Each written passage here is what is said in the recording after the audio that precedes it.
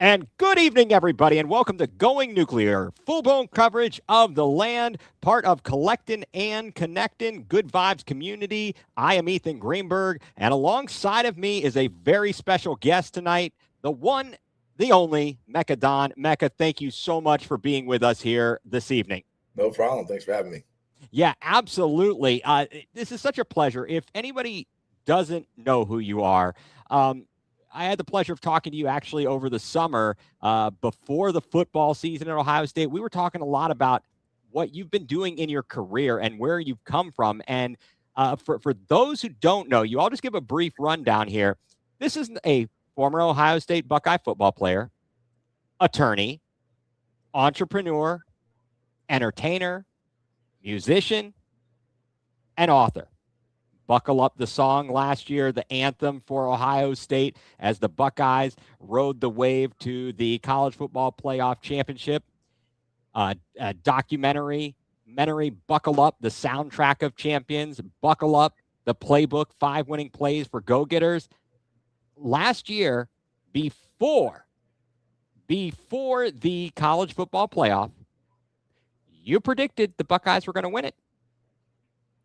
And I know what your prediction is already. Mhm. I've been following you here, so I know all that. We'll save that for a little later. We'll get your prediction so everyone can hear it here. And thank you to Paulie Campione for having us as part of Collected and Connected. Thank you for being on. And Mike, as always, from over in the UK, big fan there. Good evening as well. All right. I've done enough talking here, my friend. Yeah. First of all, how are you doing? How are you? Y'all ready for the holidays? Yeah, man. I'm doing great, man. I'm excited. Obviously, Christmas is a couple days away. New Year's is a couple days away. Just found out today that I'll be going to the Cotton Bowl for New Year's, so I'm excited about that, man. It's perfect time. Perfect time of the year for me. Yes, I did see that you are in fact going to the Cotton Bowl. Change one thing here, just trying to get the screen right here. Hopefully this will fix it. I'm not sure, but we're going to go with it. Getting some comments here. My man Mike is always good about. He's like my off-site producer. He tells me when the things are messed up, and so I try and take the comments and fix things as we go along. But sometimes there's these glitches. But yeah, so you're going to be headed down to Dallas. When are you headed down there? On the 30th. So I'll be there the day before the game. I have a couple of events I'll be hosting. I'm finalizing the next couple of days, and then I'll be there for the game, and then I'll probably head back on the first. So pretty excited. Well, hopefully it'll be a good New Year's Eve. We don't want to think about the last time the Buckeyes played on New Year's Eve. That didn't end so well there. I assume the kids, the family, they're excited for Christmas. Yes. Oh, for sure. I have two young kids, and my daughter's birthday was actually yesterday, so we got to celebrate Oh that. well, a happy birthday. Yeah, How old is she? four. Oh wow. So that was fun, and then we'll celebrate it again with them here in a couple of days too. So more presents, more fun. Yeah, definitely. What was I going to say? And so that's always good. Holidays are good. Little kids are good. There's lots of presents there. I know that my kids are a bit older, so we travel down to my in-laws, and it's not the same when they don't get a bunch of toys and you're not filled to the rim Yeah, in your trunk, and you're like, how am I getting this there? yeah. The energy is much different, I imagine, when they're young. I mean, they're so excited, and just even waking up and watching their faces. That's the joy as a parent. I imagine when you get older, it's probably not as exciting, but yeah, it's something I'm soaking up for sure. Yeah, absolutely, as you should be. So, wanted to talk to you about a number of things here tonight because for those again who I just mentioned, you're a Buckeye guy. You played for the Buckeyes, but you're also a fan of the brown and orange. Mhm. And I thought I'd chat with you a little bit about what's going on with the Cleveland Browns. Mm. And I guess the first thing I would ask you is, what do you make of the crazy quarterback conundrum, the carousel that the Browns had even entering the season? You know, it feels like I'm in like to the twilight zone sometimes when I'm talking about the Browns, because it seems like every single year we're having the same variation of the same discussion, right? As it relates to the quarterback situation. I mean, literally, when was the last time we were all aligned on what was going on I am a Browns fan. Yeah. When was the last time we were all aligned on what was going on with the quarterback situation? I'm talking about from Baker to Johnny Manziel to Flacco to, I mean, this just, I mean, when? So obviously Deshaun Watson situation, you know, some people were happy about it when it happened. Some people were not. It's just, we're never truly aligned, and we've just never been able to get that position all the way right. Looking at the way that the season had started, I mean, we had 5 quarterbacks, if you include Deshaun. We have, you know, Flacco, Pickett, then drafted Dylan Gabriel in the 3rd, drafted Shador in the 5th. It wasn't really clear what we were doing, what our plan was. I think some people think that it was clear that Pickett was really destined to be the guy, and then he got hurt, and that kind of flipped the switch a little bit. But the Dylan Gabriel pick, I never liked it. It didn't make sense to me. No, it really didn't at all. And I have no problem with Dylan Gabriel just as a person, but I just never thought that he was going to translate well into the NFL. And I thought there are a lot of, even if it wasn't Shador at that point, I feel like there are a lot of other pieces that you can get at the 3rd round draft capital. I mean, that's expensive capital. So it was just to me, I just felt like the Browns are just doing what the Browns have always done. There was no real clarity on what they were doing. And I think Shador is better than Dylan Gabriel. I think we all do. I think I've known that since the beginning, so it's not even like breaking news. And in some ways, I feel like they lucked up on Shador. They did. They absolutely did. Yeah, and so now when you're looking, so I don't know if you want me to go into the draft kind of for next year. Well, I do. I wanted to get to that in a moment. Let me ask you this. So there's a lot of stories about why or how or what happened to Shador Sanders. He dropped all the way to the 5th round. And I mean, how can you explain that? Is it really anything about him on the field? It's hard for me to be convinced that it's about anything strictly on the field. That being said, I mean, I think that Shador has his flaws that are apparent. You know, holds onto the ball too long, takes too many sacks, you know, that type of thing, right? But it was never anything that made me think, wow, yeah, this guy can't play in the NFL. I just feel like this means these are things that need to be coached up and coached out of him, as is true for any rookie. Any rookie that comes in, whether it's Jackson Dart, who needs to learn how to slide, whether it's Cam Ward, who's, you know, not necessarily performing that great, even Tyler Shuck, he's doing well, but he had to kind of ramp up a little bit and sit and watch. That's what you should expect from a rookie. I think we've seen enough flashes from Shador with the kind of the limited sample size, offensive line, rotating offensive line, injuries, wide receivers who, I mean, are either young or Jerry Jeudy. And I think we've seen enough to where you could say, okay, this guy can play in the league.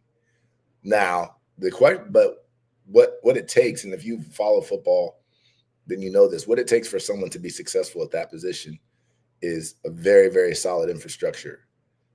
And that goes from the personnel to all the way up to the front office. And then also just kind of the belief and the desire to build around that person and build around that person's skill set. Lamar Jackson is a perfect example to me. He's the type of guy that he could have flamed out if he had gone to an organization that didn't believe in him. But because he went to Baltimore and they decided, okay, we're going to build our offense around him and his skill set, he's been able to thrive. And yes, some people will say, oh, well, hasn't won yet, whatever, but he's obviously made that. He's successful. He's been an MVP. The guy's successful. It's a team game. It's the truest of all the team sports. This may be the truest team sport. 100%. And the quarterback position is one. I mean, even if you look at Tom Brady, you know, people talk about, oh, he was a 6th round pick. And yes, and he was a 6th round pick for a reason, because he didn't do enough at Michigan to make people think that he was going to be the GOAT. But he had enough of a good skill set and the right mindset, and then obviously was put in the right situation with someone who ultimately believed in him and decided, you know, an organization that decided to invest in him. And they invested in offensive line. There was never a year pretty much where the Patriots didn't have a top 5 offensive line. Same thing that happened with Peyton Manning in Indianapolis. They invested. And obviously, I'm not saying Shador is those guys, but right, that is what it takes for guys to be successful in this league.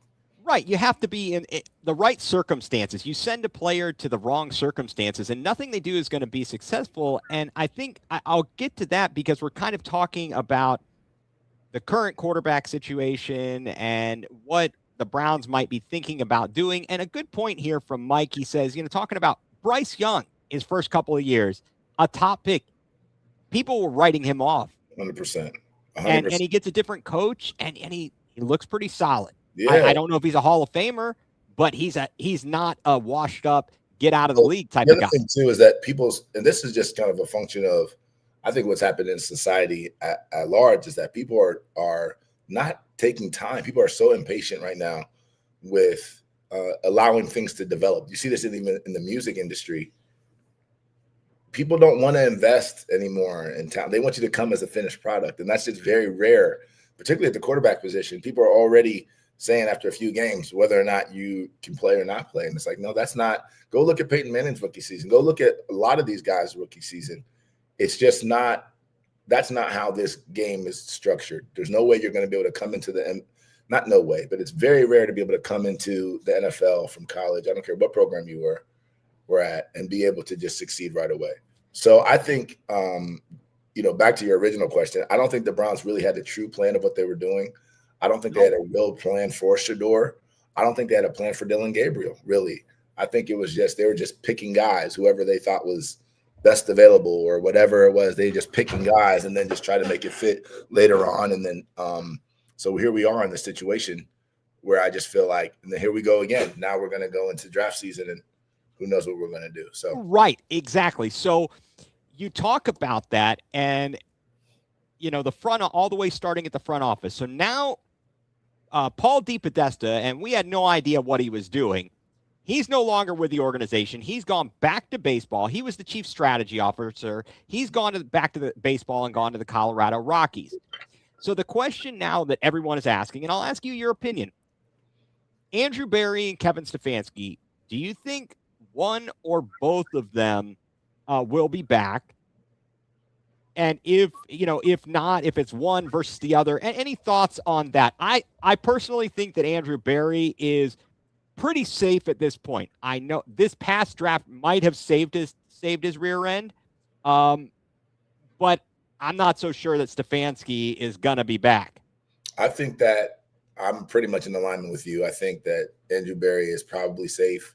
I think he has good relationships at the top. And like you said, this draft, even with the drafting of Dylan Gabriel in the third round, I mean, they crushed it pick for pick. It was just insane. So I think that what he's shown is that he's built, he's building a foundation. Theoretically, this is what we hope that can be built off of, and maybe he'll get another chance. Stefanski, I think, is done after this season.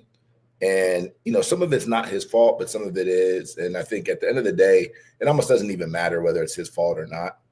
Once your voice becomes stale, once people aren't rallying around, once you're just not winning consistently, sometimes it's just time for a new voice, and new energy, a new outlook.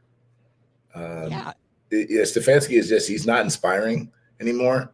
Even his press conferences, it's just like, we got to do better, Mekka. Yeah, exactly. We got to coach better. Yeah. I'm not saying he can't go and do well somewhere else or, be a coordinator somewhere else. But just for the Browns, I feel like, it's just frustrating because I feel like in a lot of ways we just keep going through the same cycle, right? It's the coach, it's the quarterback. It's not, it's ultimately you just wonder, like, are we really just cursed at the end of the day? Does it even matter? What we do, and I hate to say that, but I say but it's you're not alone. And I think that so we've had this issue since Jimmy Haslam. Let's at least talk about the Haslam years. He came in and started hiring and firing people all over the place. Nobody was safe. And we were the laughing stock. Right. Well, then he makes this alignment. He always had Paul DePodesta. Yeah. They end up getting this tag team of Andrew Berry and Kevin Stefanski, and everybody's angry as if, hey, you need to get rid of these guys. You're being, they stink, blah, blah, blah, blah, and blah. Yeah. And it's like that guy can't win. But I think at the end of the day, Browns fans, what we all want is just for the team to win. Yeah. And I do think it's right that Stefanski has been a good coach, but maybe, like you said, his voice has become stale. Yeah. You need somebody, a fresh perspective, so another voice in the room. I don't know, the Eagles OC job. I don't know. He might not get along well with the wide receivers since he loves tight ends so much. Yeah, yeah. Yeah, And I think we just it's time for a new voice, and it's unfortunate. Sometimes things don't work out. I don't even think we have to get too much into the blame game. I don't even think we have to do that. It's just like, listen, it hasn't worked out. The numbers speak for themselves. Ultimately, this is a game about winning. There's a certain level of patience that you will get to build. But he's been here for a number of years, and we're just not seeing the results on the field. And right. Yeah, I guess my thought, you tell me if you agree with this, because this is how I process it. The things that bother me the most have to do with the constant mistakes and what appear to be the lack of accountability. Mm-hmm. He can draw up perfect plays and have guys open, and guys don't execute. Okay, well, I know that falls back on the coach at the end of the day, right? Mm-hmm. But the thing that really bugs me is, how are these guys doing the same things over and over and over again, and nothing happens? I'm tearing my hair out over Bubba Ventrone. Yeah. I'm tearing my hair out over the special teams. And that's what really drives me nuts and says, this is just, well, and here's the other unforgivable. Here's the other thing too, and I think this could in some ways be a fatal flaw for him. When you look at the Shedeur versus Dillon Gabriel situation, it's pretty clear to me, and I think most people, that Shedeur is better than Dillon. And yeah, even if you don't necessarily think either one of them is good, fine. But Shedeur is clearly better than Dillon, makes more plays. He makes more plays downfield, better ball, can see, just better. And so it makes you begs the question, what were we doing for half the season? Yes. Because if Dillon doesn't get the concussion, I don't know if they even ever go to Shedeur, and maybe they do, but it was very circumstantial that we ended up even seeing him. And it validated what a lot of people had already been thinking, which is that Shedeur, and not just the Shedeur bros or whatever people call them, but just people who watch football. It's like, well, how did you ever have Dillon ahead of Shedeur for this long? It means that something is wrong with your evaluation or your leadership, right? It's one or the other. And so I think that in a lot of ways is something that also makes you question him. Is he even making the right decisions, personnel decisions on the field, especially at that big of a position? So I think that could be a fatal flaw that ends up hurting him as well. Right. And the story we get as to who makes what decisions is always very muddy and whatnot, because he's so conscious of not throwing anybody under the bus. Yeah.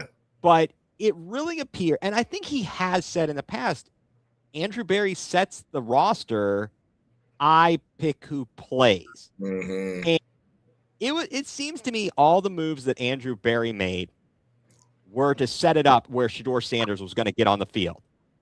Once they kind of had four quarterbacks in the room, they had to make a decision with one of the veterans. And they did that because Pickett got injured, like you talked about. Then he's like, all right, this season is going nowhere. We're going to move on from Flacco, let him have a chance to play, and make Shedeur the second quarterback. So it's kind of crazy. Well, what I'd like to ask you is this, because in the past couple of days, Jason Lloyd, who writes for The Athletic and is on the Ultimate Cleveland Sports Show, came out and he wrote, and kind of to paraphrase, that he is being told by some, I guess, people in the building, that Sanders struggles to understand what he's seeing at times, doesn't flip protections often, and doesn't have a feel for protection calls, or when there's a hot read, I guess. If he's having trouble doing that, one, do you see that? And two, is that something that really any rookie does right off the bat, or is that something that he needs coached up on? It's frustrating when I hear any type of kind of in-depth analysis when it comes to rookie quarterbacks, unless they can't see the field, like Dillon Gabriel, right? Right. Literally. Literally. So I think there are going to be things that each quarterback is going to potentially struggle with.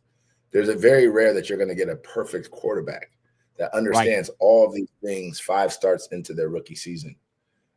So to me, it sounds like every time you've been hearing kind of about Shedeur throughout the season, and it's been very weird, kind of the way you would hear stuff, what you were hearing, first team reps, no first team reps. He didn't understand the playbook, whatever it was. I just feel like there's a lot of these things that are kind of just being put out there in the media, and it seems as though it's almost deliberate to try to potentially justify whatever decisions may be coming later, right?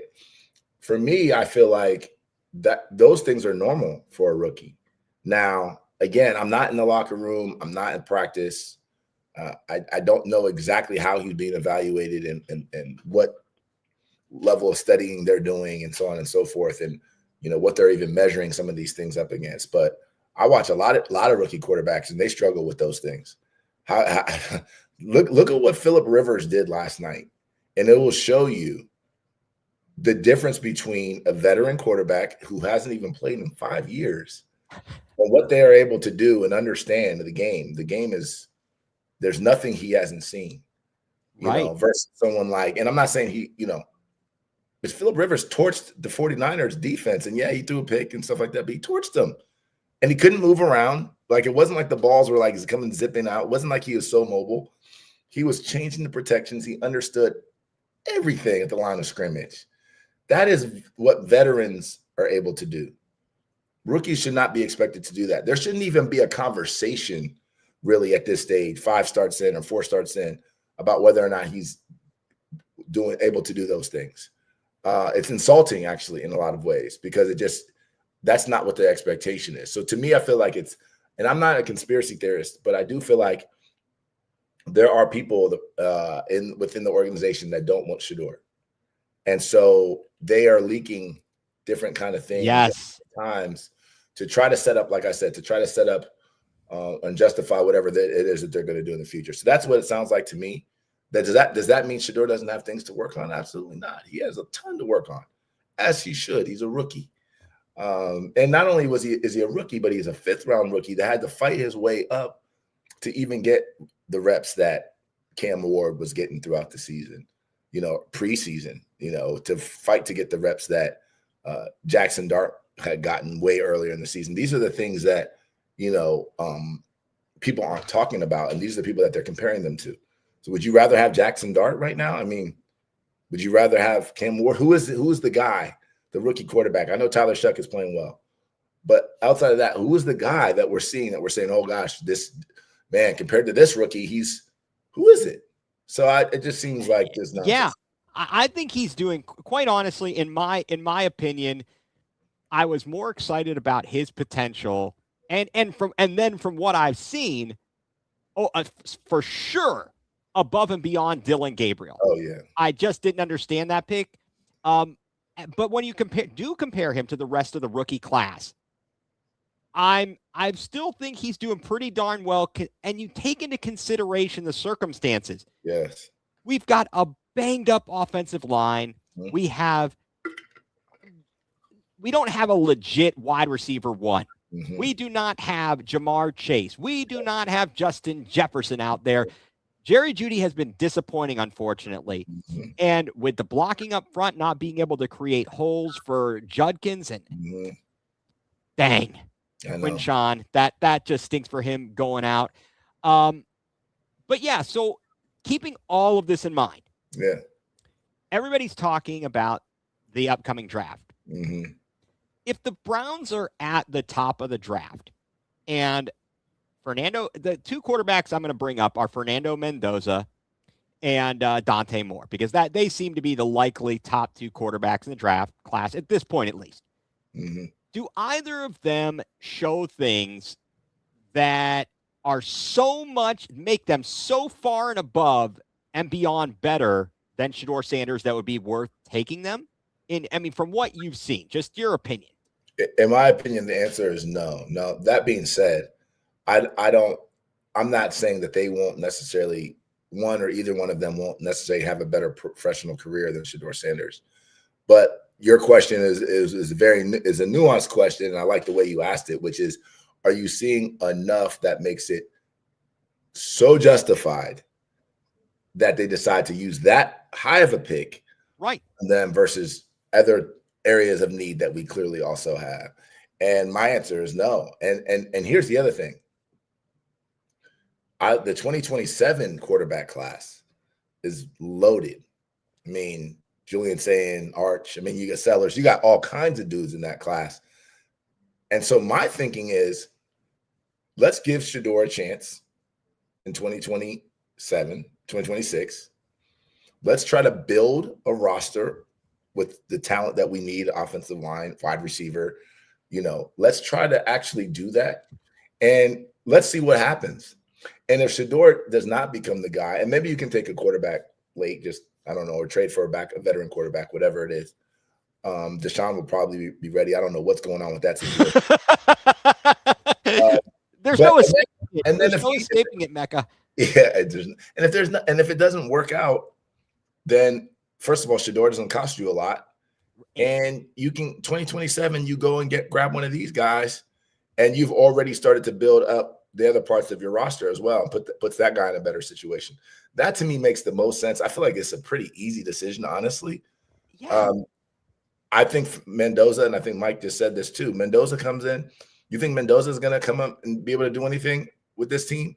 Is Dante Moore going to be able to do anything with this team? They're not going to look that much different than what Shedeur is going to look like, because they're going to suffer from the same issues that the other Browns quarterbacks have suffered from, which is inconsistency, offensive line play, lack of wide receiver one, as you mentioned. I mean, come on, man. Like this doesn't seem that hard of a decision to me. But I know a lot of people who don't like Shedeur, they want him out of there. And that's an entirely different subject. I don't understand the whole thing with people who don't like him or do like him. But This is funny. Someone asked, and everybody, thank you, everybody who's tuned in. What do you guys want for Garrett? $100 million. Yes. Oh, sorry. That's Austin Powers. Austin Powers. I guess I'm aging myself out here. And so I guess let me ask you this thing. I want you to play GM for a minute. If you were making the pick for the Browns, first round this upcoming year, we've got two picks. We've got our own and we've got Jacksonville's. Who are you taking? Would you go wide receiver? Would you go OL? And do you have a specific player in mind? I know I'll share my my idea is wide receiver at the early pick, our pick, and take OL, offensive lineman with a late pick. Exactly. 100%. I want Carnell. Carnell Tate, man. Come on. There's certain players that drafting is hard. Okay. But it's not as hard sometimes as people make it out to be. And I think that there's certain players, positions, and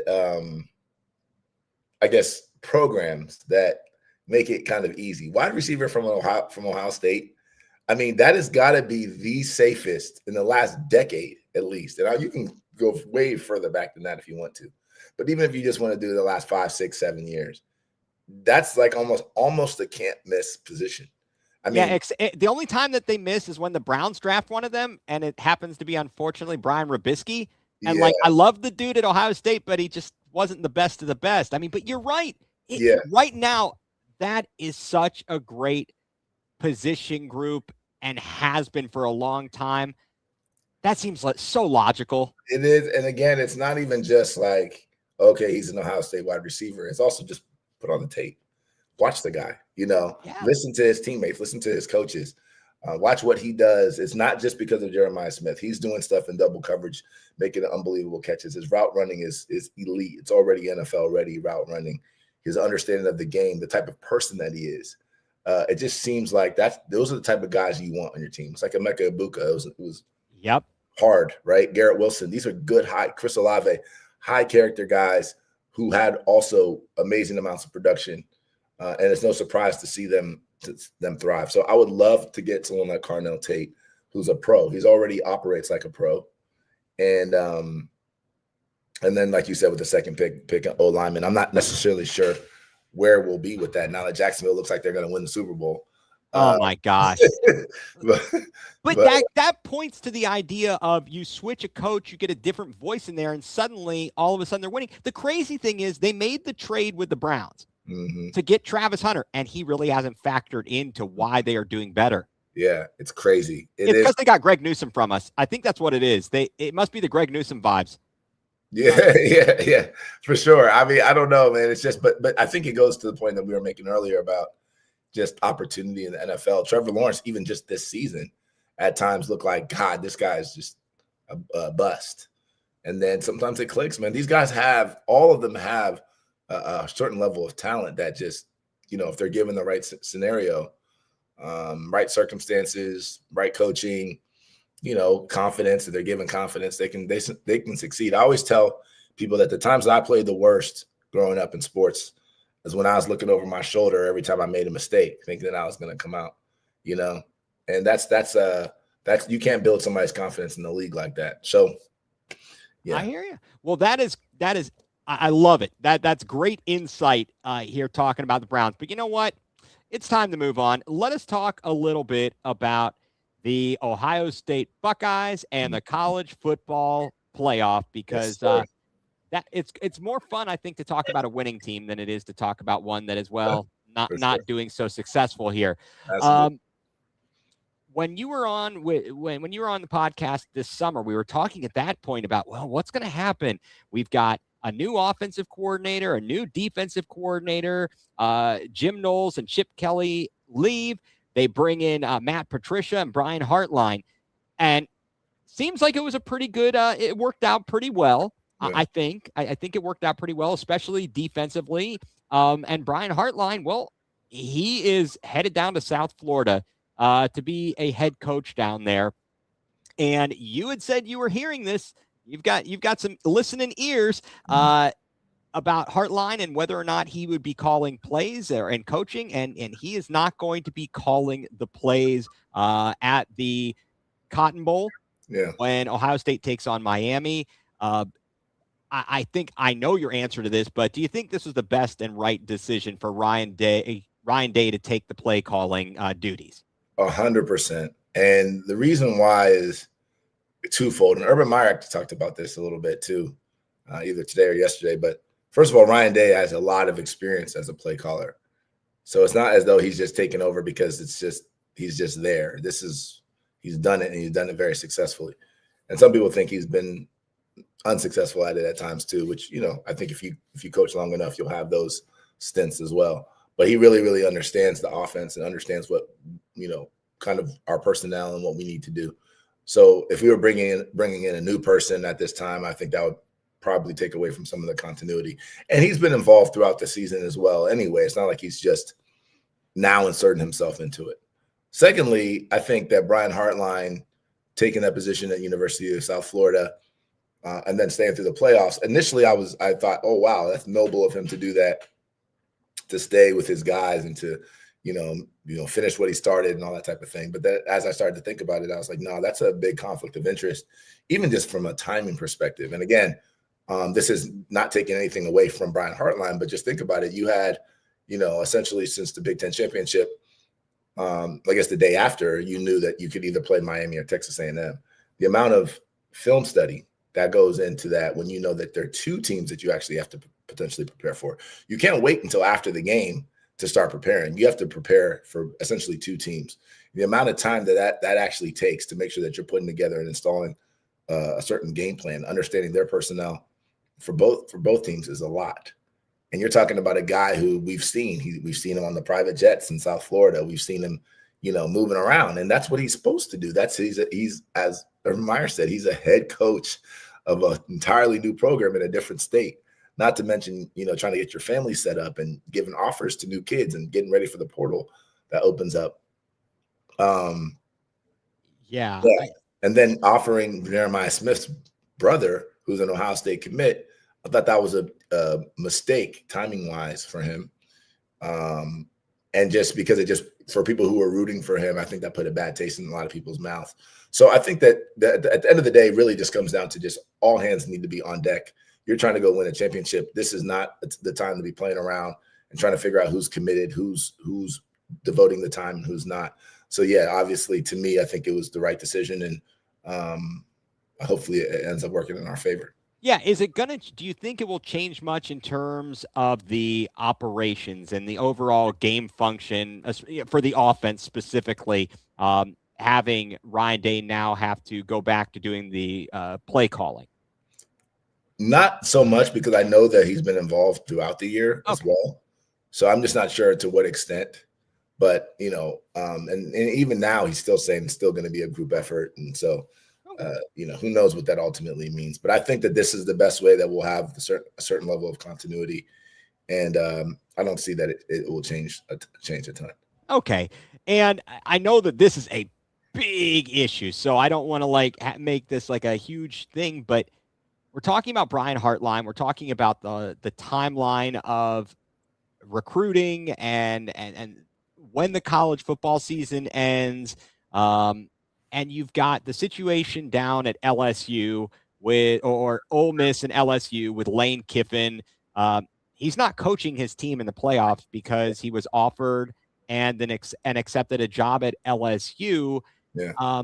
It affects so many different things. Yep. Is it me? Am I crazy? What would stop them? I know there's early enrollment, right? And guys get there in the spring. But what would stop them from saying, look, like the NFL, when the season is still going on, there's no tampering. You're not talking to coaches who are still coaching. Yeah. And if you want that coach, you have to wait. Yeah. I think what stops them is there aren't any adults in the room, and I hate to say this. I think that, at least with the NFL, you can look and you could see that with the NFL, you can look and you can see, there's a union, right? There's, collective bargaining. There are an entire entity that's there to protect kind of these interests. Sorry, give me a quick second. No, you take care. Hey, you got things to take care of. Look, kids come first. Kids absolutely come first. Yeah. So I think, that we don't really know who's governing college football. Is it the NCAA? Is Congress going to have to get involved? Who are the people that, are ultimately making these decisions? And that's one of the hardest things to kind of understand. So it's, who is it that's going to come out and say, all right, this is what the calendar is going to be? Ultimately, I think, hopefully it'll be the NCAA, but NCAA is losing a lot of its teeth. And it's just unfortunate when you see what's happening. It's like the adults, I always say this, like who are the adults that are in the room that are going to come in and really address the real issues that are happening in college football? People want to talk about the portal, and they want to talk about NIL, and they want to talk about all this stuff. Well, listen, this all happened because the adults mismanaged this from the beginning. That's right. So I don't blame a kid for doing anything that the kids are doing. The adults, like you said, are leaving mid-season. So what do you think a kid should do? You think a kid? What are we doing? So it's actually very frustrating to watch this happen, because there's nobody that's coming to save us. And I fear that the further we get away from that, from just the basic principles of just understanding, you don't even have to be a college football fan to understand, maybe we should wait till the end of the season, and maybe we should push the portal back till after the playoffs, instead of having teams that are in the playoffs deal with the portal. I feel like the further we get away from it, the harder it's going to be to reel back in. So it's very frustrating to be a college football fan right now. It is. It's absolutely crazy, and I'm not near as close to it as you are. And I just watching it, it defies logic. Mm-hmm. It really defies logic. We're in the second year of the 12-team college football playoff. Mm-hmm. And they adjusted after year one. They made an adjustment on how teams were seeded. Mm-hmm. And it was based on the ranking, mm-hmm. and not the other matters where it was last year. The 4 highest conference champions, ranked conference champions, were the 1, 2, 3, 4 earned a bye. They fixed that. Yeah. But then this year we run into some problems where you end up with 2 group of 5 teams in Tulane and James Madison. The ACC was weak, and the loss by Virginia in the conference title game, that's a debacle. The conference title games at this point. And then Notre Dame, they get bumped by Miami. It kind of, probably a lot. It's based on the fact that the first week of the season they played each other and Miami was victorious. Notre Dame decides to turn down a bowl game. I guess, what's the fix? So it's a loaded question for me. Sorry. Because the fix to me is something that's never going to happen. Okay. And it is, we don't need 12 teams in the college football playoff. Okay. Once we went from 4 teams to 12, I knew that college football, as we knew it, was going to become very, very different. Because at the end of the day, the question you have to ask yourself is, what is it that we're trying to do? Are we trying to truly identify who's the best team in college football? Because we know every year, it's been very clear, there are not 12 teams that can win the national championship. So that can't be it. It's not that we're just trying our best to find the rightful winner of all of these amazing teams. What we're trying to do is, as Mike said, this is all about money. It's all about revenue. It's a revenue sharing, more games, more excitement. They're trying to, the tournament concept brings so much money to so many different people. And the unfortunate reality is that, even if we say, okay, yeah, we're just going to pick the best 12 teams, that's fine. And that's probably a fix to what we saw with JMU and Tulane. And I think that there isn't still an opportunity. I'm not banging on the G5. Like, I think that there's still an opportunity for them to get in there. But I do think that you have to prove throughout the season that you deserve to be there, right? So you have to play Power 4 teams and beat them, right? And prove that you can hang with that level of competition. I don't think you can play a G5 schedule and say, oh, we're 12-1, we deserve to be in. Right. Hold on real quick. Hey, take your time. Hey, everybody, again, thank you so much for all that are tuned in here and commenting. Really do appreciate that. Once again, we are here with Mekka Don, talking all things Browns and Buckeyes here. So continuing on, we're talking about the kind of the fix or the craziness of what you could potentially do with with college football. Yeah. And so they're not gonna change it. So, okay. So what, and the why I said this is a loaded question is because not only are they not going to fix it, which is, let's actually get back to the essence of what we're trying to do. I even like 4 teams, 6 teams. I could even deal with 8 teams, maybe. The essence of what we're trying to do, which is, it wasn't necessarily fair maybe to just have the top 2, because maybe there's some other teams that could have got there. So I kind of understood 4. Once you start going up and up and up, then I realized that it's not about that anymore. And the reality is, it's not going to stop at 12. We're going to have 16 one day. Yep. One day we're going to have 24. It might even be the top 25. And it's just going to be, it's just going to kill. And this is the thing that bothers me. And it probably sounds elitist in some ways, because I'm an Ohio State fan and Ohio State's generally relevant. And so if you're a school that's, doesn't really generally get this type of opportunity, maybe, you might feel like I'm being elitist. But what made college football, this is the thing that people need to understand about college football. College football and the NFL are 2 different sports. They're the same sport as far as football, but they're 2 entirely different things, 2 different concepts. The NFL is built on, and it's unfortunate, but this is the reality is the reality. The NFL is built on the idea of parity. Everybody has the same amount of money, theoretically, same amount of draft picks.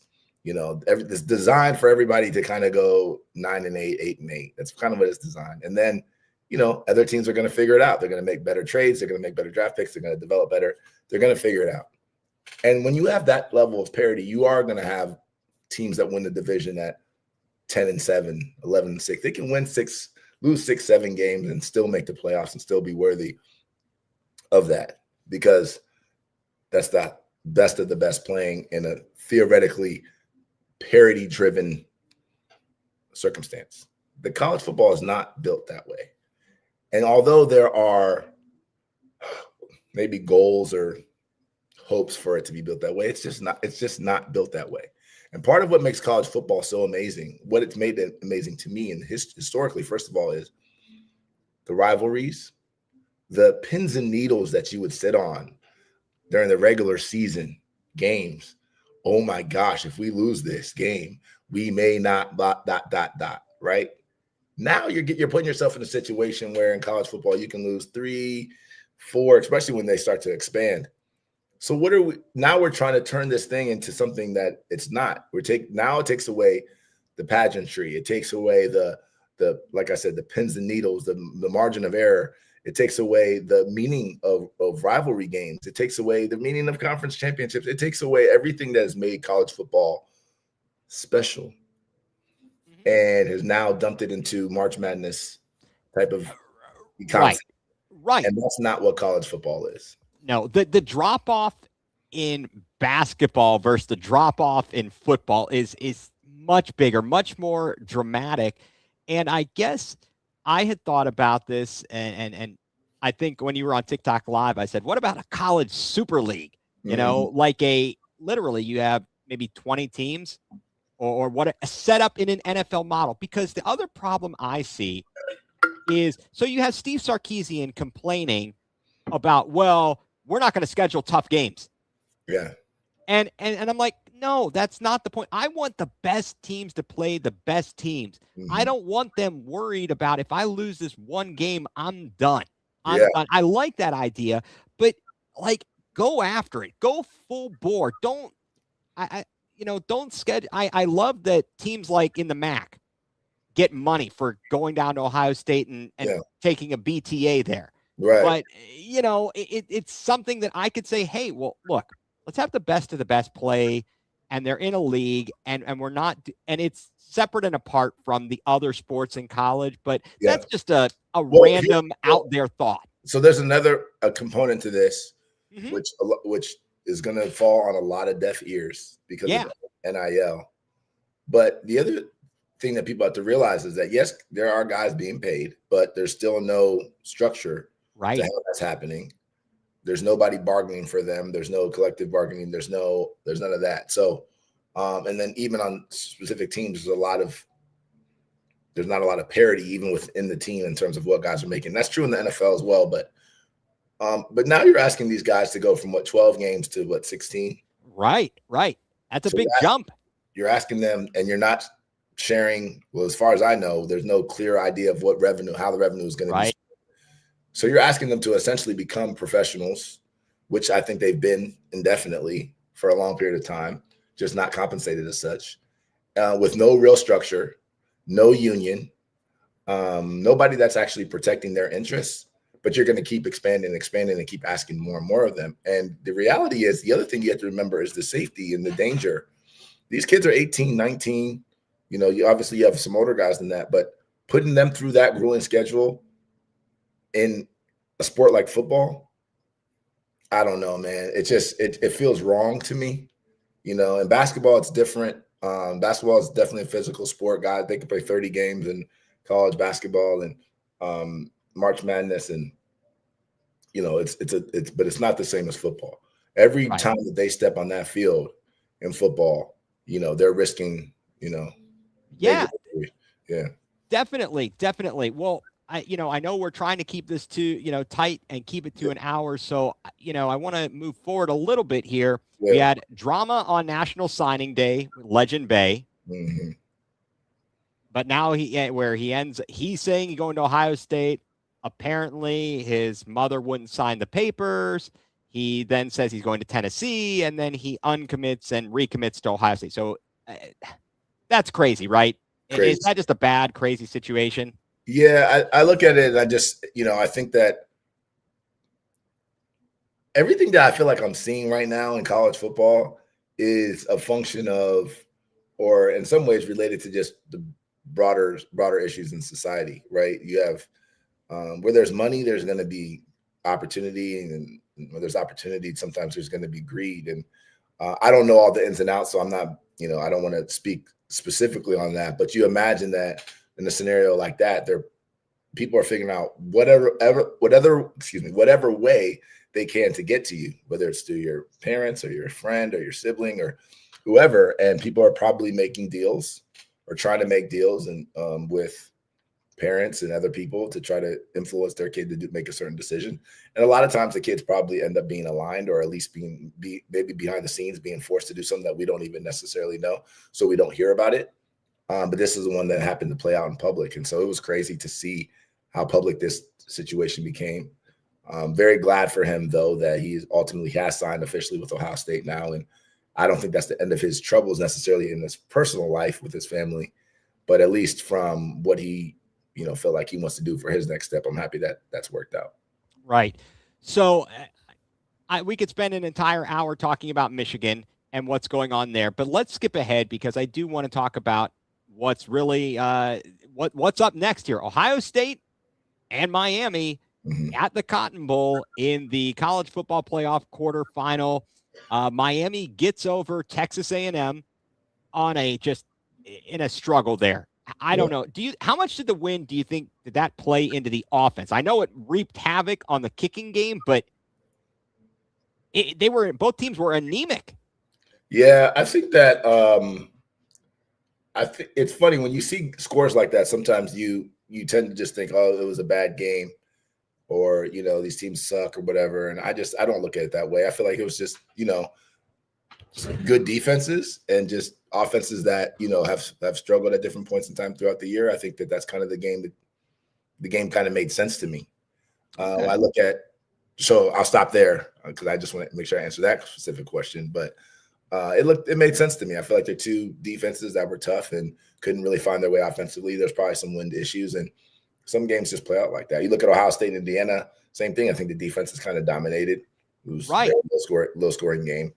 That doesn't mean it's bad football. It's just, sometimes defense wins. It does. It definitely does. And you mentioned Ohio State, Indiana, the last time out, the Buckeyes lost in the Big Ten championship. That was a close battle there. And I don't know if you play that game 10 times, if you get that result, who would win more or less or whatever it is. But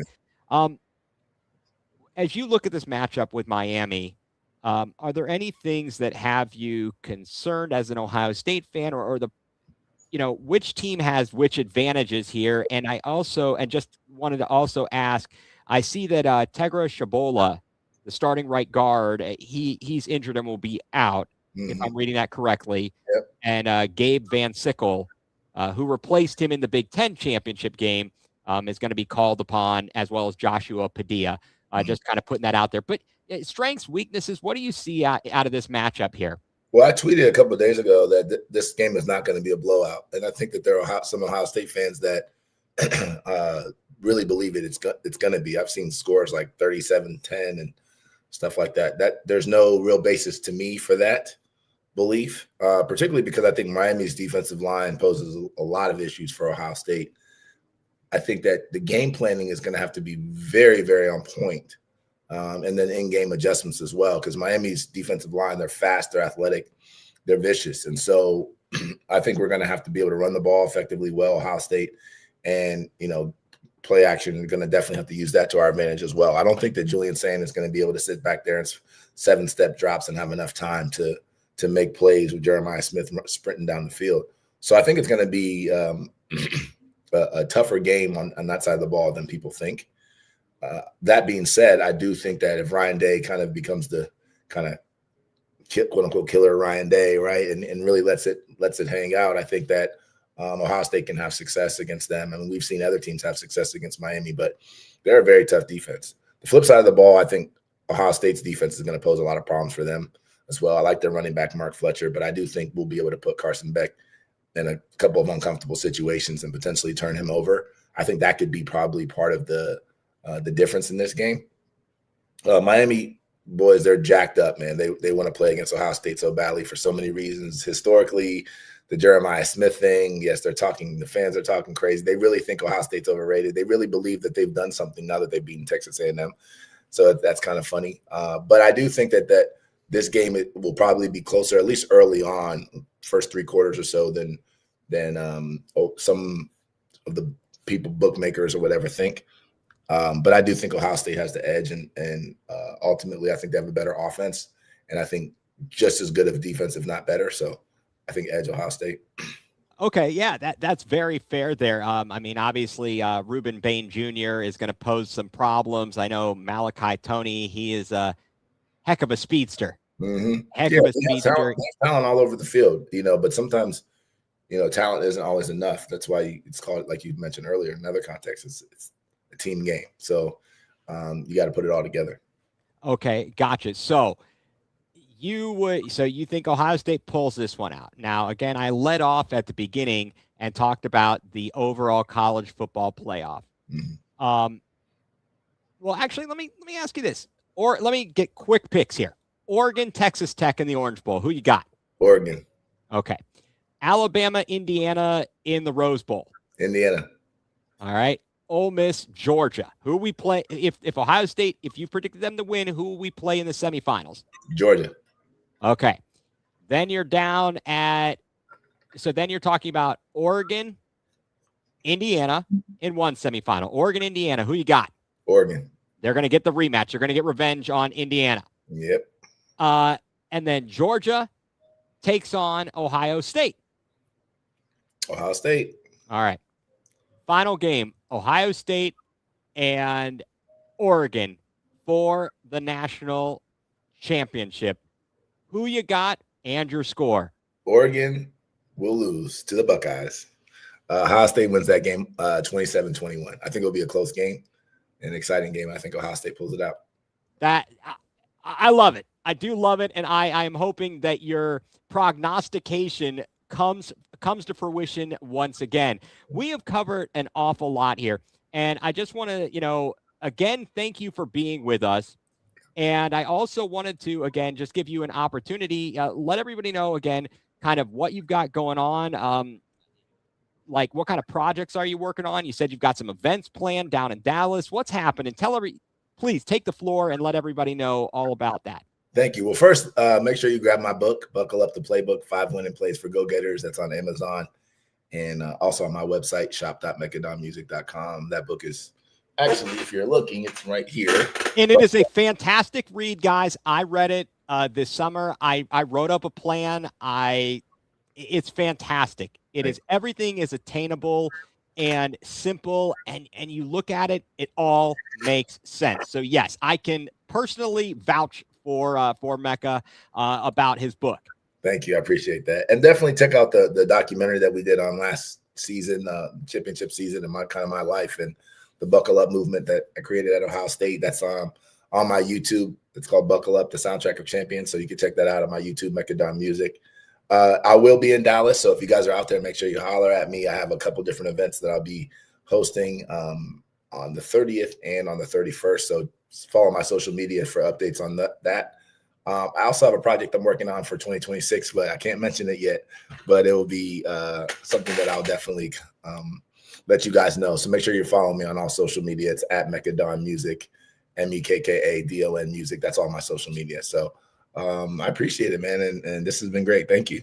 Oh, yeah, definitely. And I'll want to hear about this project you are working on. Now, this has been fantastic to get your insights on all of this. You're so active and you speak everything you put out there. I really appreciate it. It's enjoyable. And not only is it insightful, but it's also entertaining. And I'm really glad that I've had the opportunity to get to know you and have you on here the second time you've been on one of my podcasts. So I really, really do appreciate that. And with that, I want to just again say thank you to all of the people who commented all night. Thank you to Paulie Campione as part of Collecting and Connecting, a Good Vibes community, as well as to, again, thank you, Mekka Don. I hope you have a wonderful, happy, and healthy and safe Christmas, New Year's, and holiday season. Thank you. Same to you, man. I really appreciate it. Absolutely. So for Mekka Don, I'm Ethan Greenberg, and you have been tuned in to Going nuCLEar, full-blown coverage of the land.